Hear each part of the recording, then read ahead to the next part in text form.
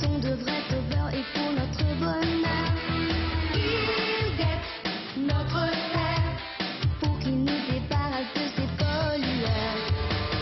Richesse dans le ciel, le voilà transformé en une jolie baleine. Poisson vrai, pour tout ce qu'il aime, il se transforme à en perdre haleine. Enfant des étoiles, à la voie lactée, il se trompe, il râle, mais c'est rattrapé.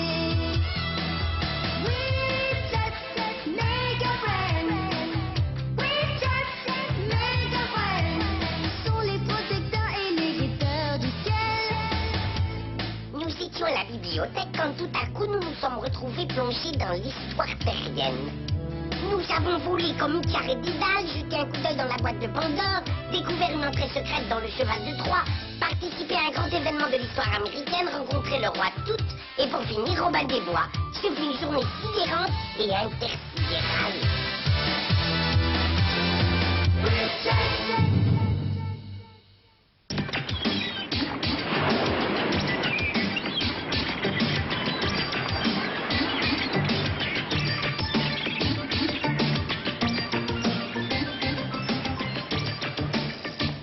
Ça, Tango et Jupiter, ça va être une expérience cosmique.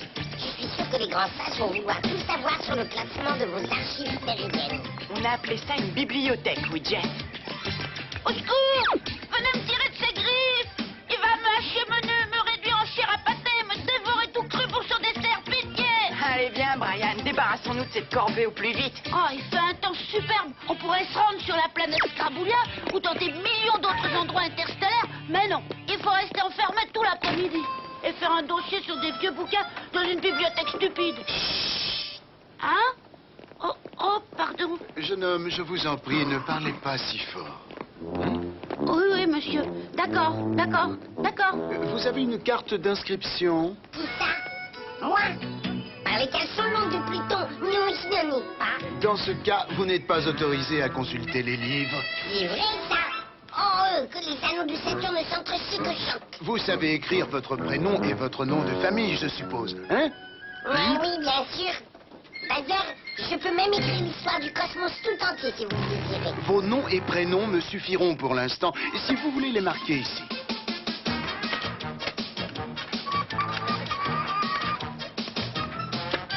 Ah, merci. Widget, guetteur du ciel.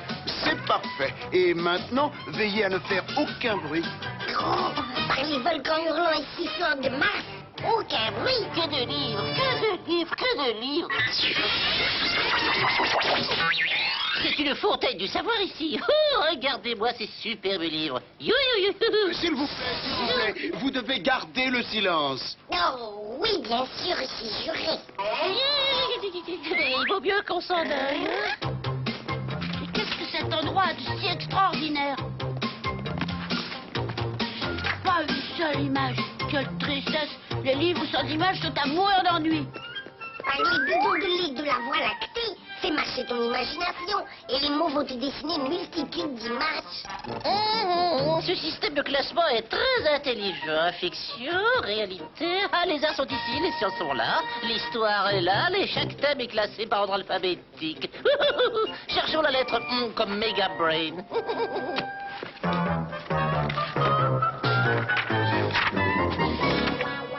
Il n'y a pas Mega Brain?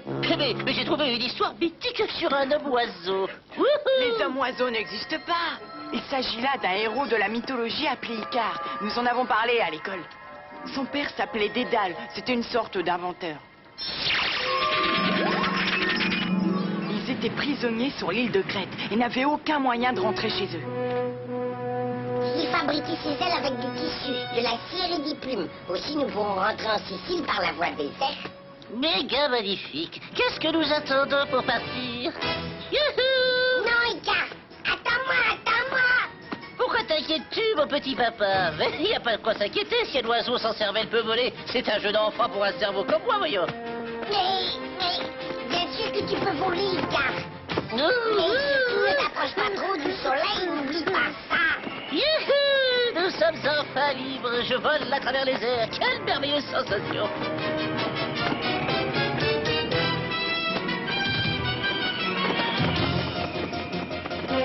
Allez, viens, papa. Il n'y a pas le moindre danger. Redescends, mon fils. Redescends un peu. La cire de tes ailes va fondre au soleil. Quoi? Voilà.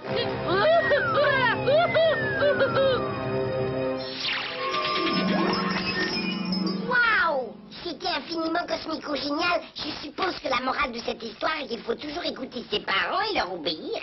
Oui, il y a une contre-morale, Widget. Si tu veux voler, prends un avion. Voilà une autre histoire. Voyons ce qu'elle raconte. Oui, j'aimerais bien savoir ce qu'il y a dans cette boîte-là. Des pierres précieuses, certainement.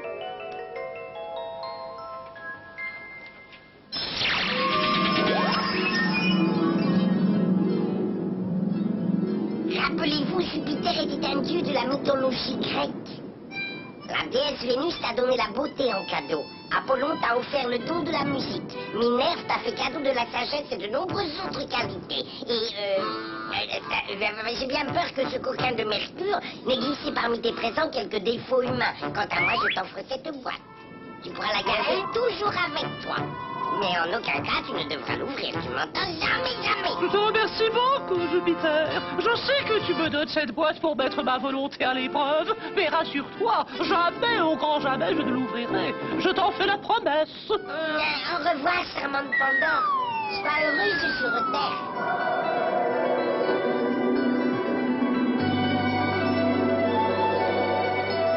Pandore était mariée à un homme du nom d'Épiméthée. Ils menaient ensemble une vie calme et heureuse, mais Pandore n'arrêtait pas de penser à la boîte. Quelle tentation!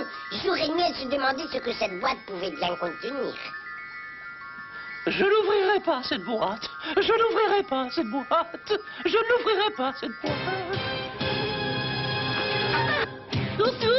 Oh, dégâts flûte, j'ai ouvert la boîte. Oh, oh, secours! Oh, secours!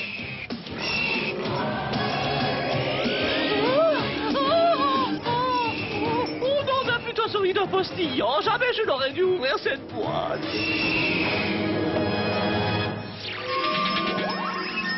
À l'intérieur de la boîte de Pandore, il y avait toutes les laideurs et les monstruosités que connaissent les humains. La méchanceté, l'avidité, la cruauté, la souffrance et des millions d'autres horreurs. Cette fille était vraiment trop sotte. Conclusion, celui qui est trop curieux s'en mord les doigts. Et regardez un peu ça, les amis. Le plus grand cheval de bois du monde. Oh, oh, oh, il est aussi haut que les murs de cette ville. On l'a appelé le cheval de Troie.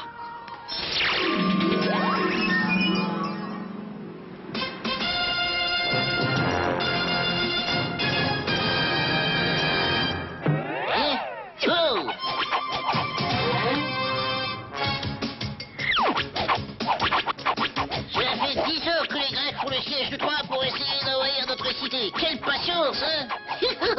Et tout cela pour délivrer une jolie jeune fille du nom d'Hélène. Mais ils ne franchiront jamais les portes de Troie. Fois de méga sentinelles.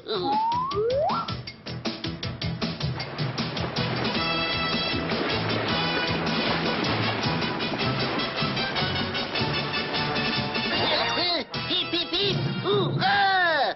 Hip hip hip, hurrah! Les Grecs ont enfin décidé de battre en retraite. Que se passe-t-il, Sentinelle? Ces couards des Grecs repartent chez eux comme des poules mouillées. Hein? Tu en es bien sûr? C'est vrai, ils sont partis. Et quel est ce curieux cheval qu'ils ont abandonné derrière eux?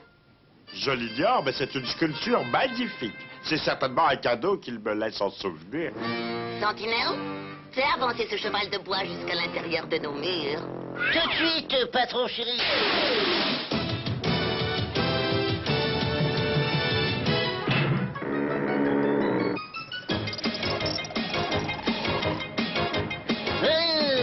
Ce poney-là a dû avaler des litres de soupe.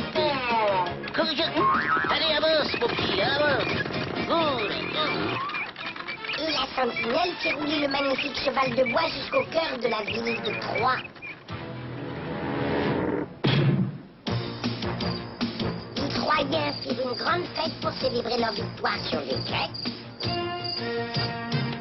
C'est du beau travail, soldat. Magnifique. Vous recevrez chacun un cadeau en sécurité. Nous avons donné une bonne leçon à ces Grecs. Ils ne reviendront pas de sitôt assiéger notre cité troyenne. Oh, ça non. Nous les avons bien remis à leur place, pas vrai? Ils ont été battus à plat de couture, c'est lâche. En tout cas, ils savent sculpter les chevaux.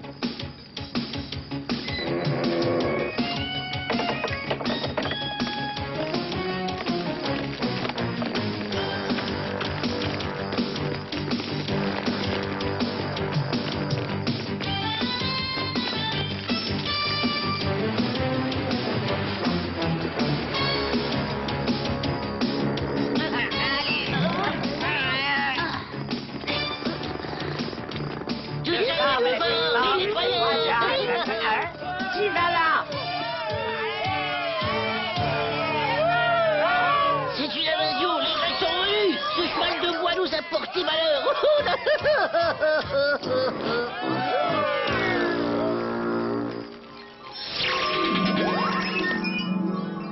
Par le chapeau à plumes de la lune. La morale de cette histoire est que les choses ne sont pas toujours ce qu'elles paraissent.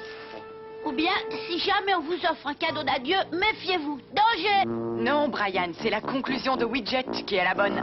Ah oui, bien sûr. Non, non, mais je plaisantais. Ça y est, j'ai trouvé un récit tiré de l'histoire américaine qui s'est déroulé dans la ville de Boston. Il y a des Anglais, des Indiens et du thé. Ah, du thé, chic alors. J'adore une bonne tasse de thé bien sucrée.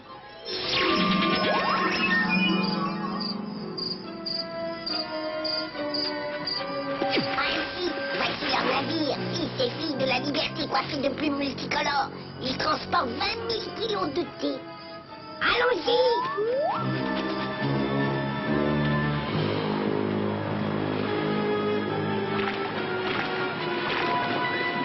Attention, on passe à l'abordage. Pas un bruit. Nous allons créer la surprise du siècle.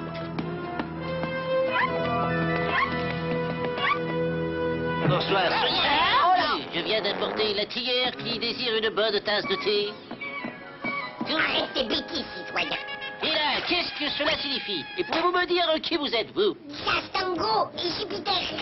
Moi, je m'appelle Paul Revers et nous avons constitué le groupe des fils de la liberté. D'accord, mais pourquoi sabotez-vous ma petite réception? Nous sommes venus détruire votre thé et non pas le boire. Nous voulons donner une bonne leçon à ces impérialistes anglais. Ouais, allons-y. Ouais, c'est ça, ouais, pas de pitié pour les Anglais.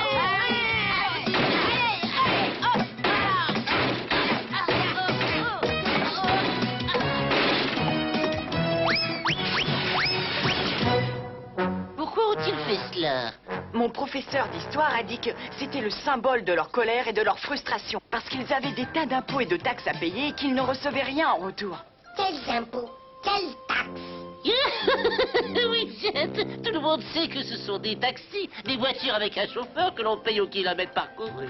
Des taxes, Megabrain, pas des taxis, voyons. Ce sont des impôts. Tu sais bien, les impôts sur le revenu, sur les propriétés, surtout. Tout ce que je sais, c'est que ces impôts ne sont pas ma tasse de thé à moi non plus. Ouh là là. Pauvre méga-fils de la liberté.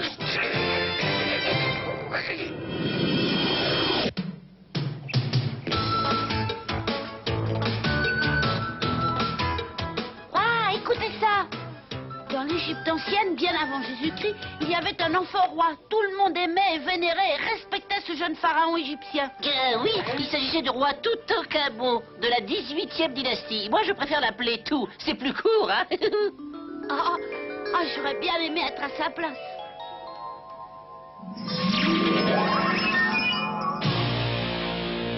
Il possédait des chars en or massif et les plus beaux chevaux de toute l'Égypte.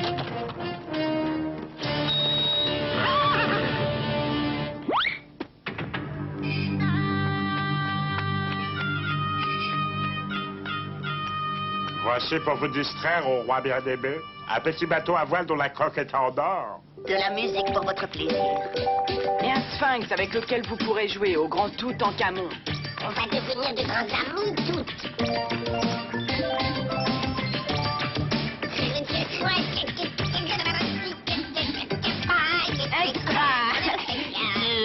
Si vous voulez bien m'excuser, votre jeune royauté. Et si vous voulez bien vous tenir tranquille, un petit instant, je n'ai pas beaucoup de temps. Oui, voyons voir. 16 nœuds de hauteur et Et dites, mais pourquoi vous prenez les mêmes mesures? Mais voyons pour votre tombe, bien sûr. Je suis un bâtisseur de pyramides, et puisque vous ne dépasserez pas l'âge de 18 ans, je dois me dépêcher si je veux finir à temps. 18 ans?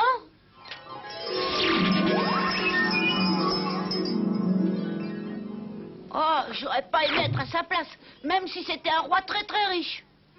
Hé, voici un livre sur Robin des Bois. J'ignorais qu'il existait un livre sur lui, je ne l'ai vu qu'au cinéma. Par les bouclettes de Vénus, tu verras qu'en lisant le livre, ton imagination fera ton propre cinéma. Voici mon passage préféré. C'est juste après que Robin des Bois échappe au shérif de Nottingham. Voyez-vous, le shérif de Nottingham ruminait d'affreuses idées de vengeance. C'est la dernière fois que ce bon rien de Robin des Bois me crée des ennuis. Ah oui alors. Ah vous imaginez ça, voler l'argent des riches pour le donner aux pauvres gens. Si cela continue, c'est lui qui fera la loi à ma place. J'ai trouvé. Oh, que je peux réfuter. Une épreuve d'adresse pour déterminer qui est le meilleur archer de tout le royaume d'Angleterre. Robin des Bois sera désormais à ma merci. Il sera incapable de résister au désir de gagner. Et dès qu'il se montrera, hop, je l'arrête. Si le shérif de Nottingham s'imagine se moquer de moi, nous verrons lequel de nous deux rira le dernier. C'est vrai, Robin. Il ne nous reconnaîtra pas sous ses hardes. Nous allons nous glisser dans la ville de Nottingham et c'est toi qui gagneras la flèche d'argent.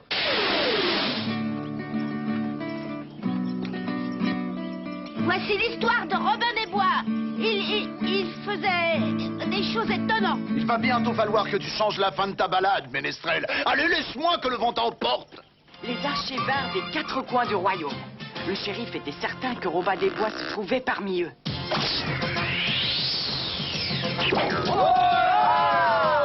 Bravo. Au suivant.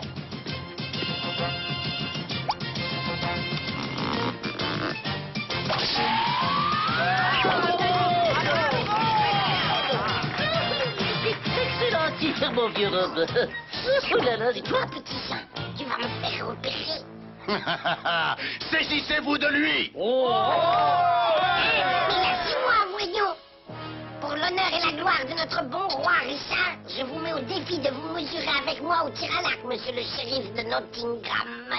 Je suis vraiment obligé de faire ça. Mais bien entendu, c'est la loi en vigueur dans le pays, vous le savez. C'est un duel qui va te mener droit dans les oubliettes. Robin des Bois.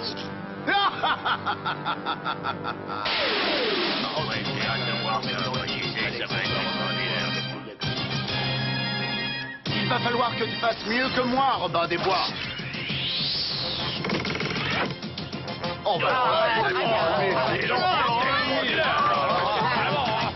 essaye de faire mieux, sinon je bondirai de joie lorsque les geôliers t'enfermeront dans le donjon pour 1 milliard d'années. Robin des Bois décocha sa flèche.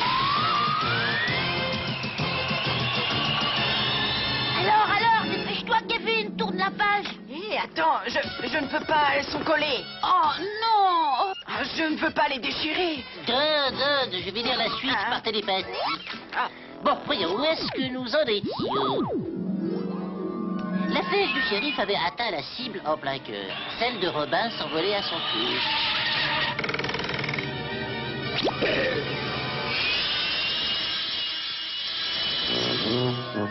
Mais qu'est-ce que tu racontes? La flèche de Robin des Bois n'a jamais dévoré la flèche du shérif de Nottingham. Eh ben, c'est ce qui se serait passé si j'avais été le cerveau robot de Robin. Je vais amener ce livre à la maison et nous saurons comment cela finit vraiment. Je vais vous demander de partir, les enfants. Oh, bah pourquoi? Eh oui, la bibliothèque va fermer ses portes dans quelques minutes. Vous fermez déjà?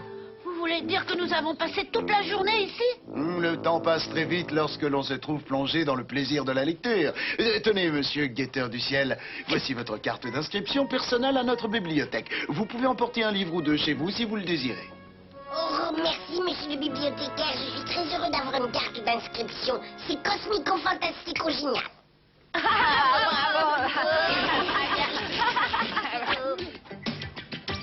Regardez, il fait encore jour. Nous avons encore le temps de nous rendre sur la planète Scrabulia. Qu'est-ce que t'en dis, Megabren?